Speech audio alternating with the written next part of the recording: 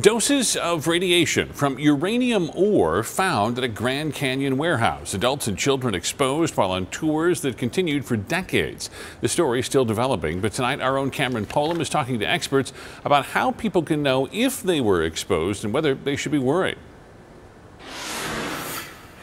For 18 years, 3 5-gallon buckets brimming with uranium ore sat inside the National Parks Museum collection building at the Grand Canyon, according to a report published by the Arizona Republic Monday. The ore finally removed last March, but many now wonder if the scores of visitors each year may have been exposed to potentially harmful radiation. It sounds like it was just the natural rock that people probably stumble across in the desert all the time. Joe Drozendahl is a local geologist with Phoenix College. He says while exposure to uranium can have frightening consequences, it really depends on its concentration. It usually isn't in such a concentrated form where you're seeing just pure uranium. He says pure uranium that has been mined and condensed can produce potent quantities of harmful radiation. However, raw uranium ore can sometimes deliver very little.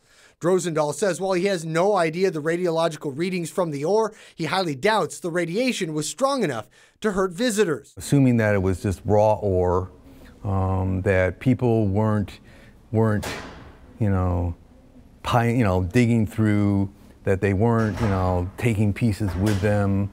He says the fact the ore went unnoticed for so long isn't surprising either, as the sight of the rock doesn't scream anything special. And while visitors to the museum may not have much to worry about, his focus goes to the workers and their possible prolonged exposure. But even then, he says the likelihood of ill effects are slim. The real problem comes from is, if they had found a big 5-gallon bucket of processed uranium ore that was just pure uranium, that's a whole different story.